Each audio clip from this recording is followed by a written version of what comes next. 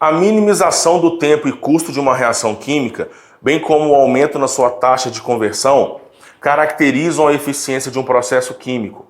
Como consequência, produtos podem chegar ao consumidor mais baratos. Um dos parâmetros que mede a eficiência de uma reação química é o seu rendimento molar, em porcentagem, definido como, aí tem a fórmula aí, em que N corresponde ao número de mols. O metanol pode ser obtido pela reação entre brometo de metila e hidróxido de sódio, conforme a equação química. As massas molares desses elementos são, deu as massas aí, o rendimento molar da reação em que 32 gramas de metanol foram obtidos a partir de 142,5 gramas de brometo de metila e 80 gramas de hidróxido de sódio é mais próximo de... Então, olha só, gente, uma questão de cálculo estequiométrico, só uma opinião. O Enem colocou essa fórmula aí e o índice de erros dessa questão foi alto, tá? Porque muitas às vezes, né, não sabem os conceitos de cálculo estequiométrico, ou então teve gente que se confundiu com essa fórmula, tá? Do tipo, eu vou fazer essa questão sem essa fórmula, porque é uma questão de cálculo estequiométrico que a gente tem todas as ferramentas para fazer, tá? Por exemplo, então a questão me deu, olha só, vamos ficar atento a algumas coisas aqui. Eu coloquei essas informações aqui fora dessa linha, porque aqui eu vou montar a estequiometria da reação. Isso são os dados do enunciado. E aí tem duas coisas para a gente ficar atento aqui. Primeiro, se o enunciado da questão me deu as quantidades dos dois reagentes, primeiro a gente tem que avaliar, porque um deles pode estar em excesso. Isso é uma regra. Toda vez que o enunciado de uma questão me der as quantidades de dois ou até mais reagentes, um deles está em excesso e a gente tem que descobrir. Então, primeiro, vou montar uma regra de 3 para os dois, tá? Já está balanceada essa equação, sendo que 1 mol de brometo de metila reage com 1 mol de hidróxido de sódio. As massas molares do brometo de metila, né, 80, 12 com 3 hidrogênios, dá 95 gramas por mol, como é só 1 mol, então são 95 gramas. Do hidróxido de sódio, 23 com 16, 39 com 1, 40 gramas por mol. Como é só 1 mol mesmo, então são 40 gramas que a gente está utilizando. Então, olha, primeiro, para a gente descobrir quem está em excesso, e aqui dá para fazer de olho. Olha só a relação. Como aqui tem 40 gramas de hidróxido de sódio, e o enunciado da questão me deu 80, ele me deu a massa de hidróxido de sódio dobrada. Isso quer dizer que, proporcionalmente, a massa de brometo de metila também teria que estar dobrada.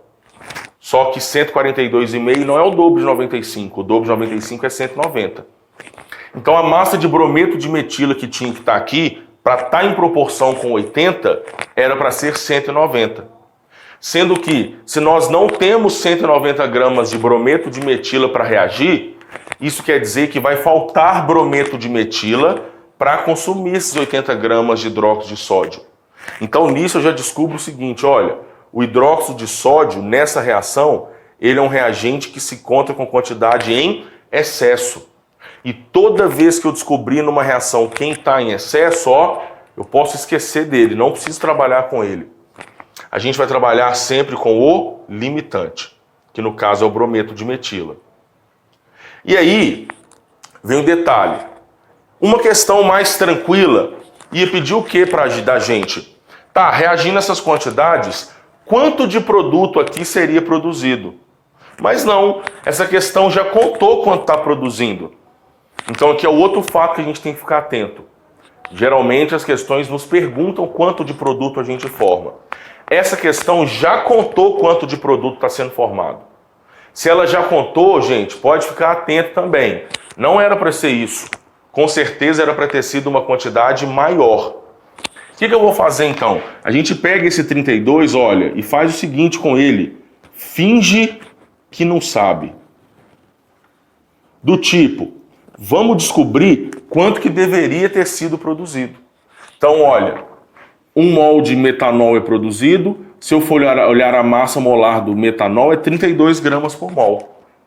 Isso quer dizer que, a partir de 95 gramas de brometo de metila, de CH3Br, a gente produz 32 gramas de metanol, CH3OH. Da mesma forma que com 142,5 gramas de brometo de metila, o enunciado me disse que foram produzidos 32. Mas a gente vai fazer o quê? Fingir que não sabe para descobrir quanto que tinha que ter sido produzido. E essa conta aqui dá 48 gramas de metanol.